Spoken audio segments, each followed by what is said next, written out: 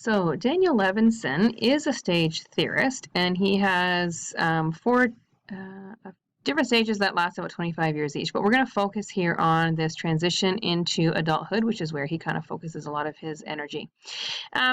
So he's a bit of a mix.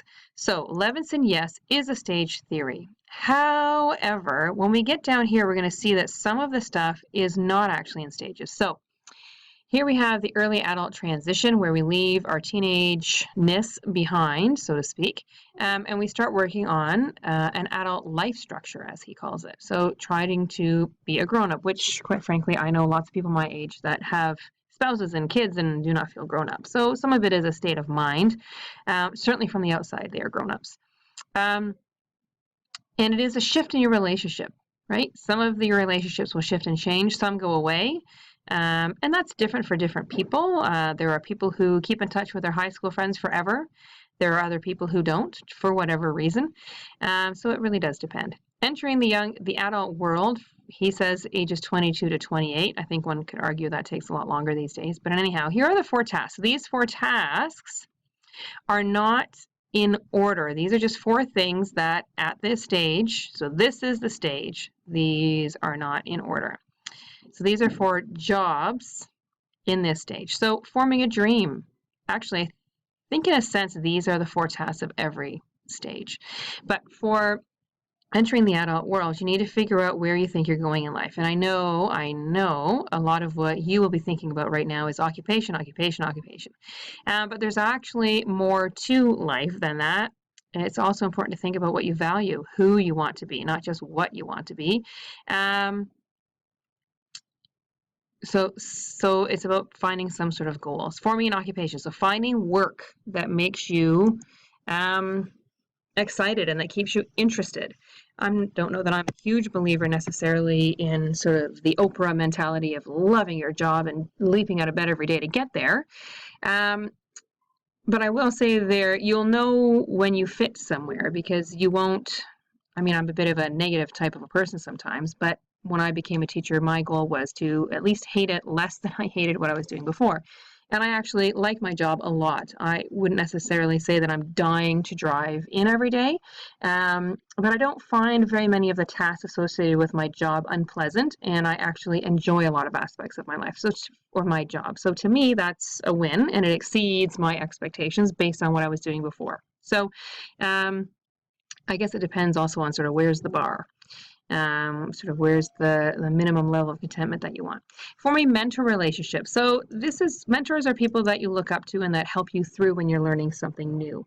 And there can be mentor relationships in the job area of life. Some of those are formal. You can end up being told this person is your mentor, but you may find your own mentors. You can have mentors in all different aspects of life as well. You can have people who have really strong marriages or intimate relationships that you think, gee, how do they make that work?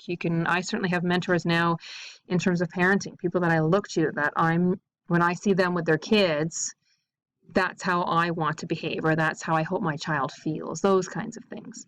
So that's shifted a bit recently. And then forming love relationships. So finding someone to spend time with.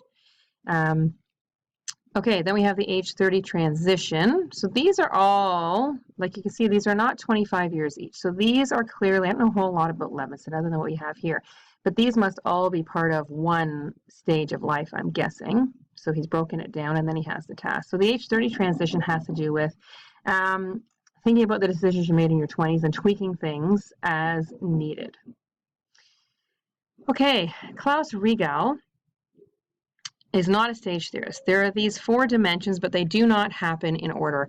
These are a lot like the clocks at the very top, actually, because they do have to do with whether or not you would define yourself as an adult or as a teen or as a child. So there's there's 2 internal and 2 external dimensions. So the internal psychological dimension has to do with our emotional maturity, our thinking processes, all that kind of stuff. Internal biological is much like the biological clock from above. The external cultural sociological dimension has to do with what society or our culture expects of us.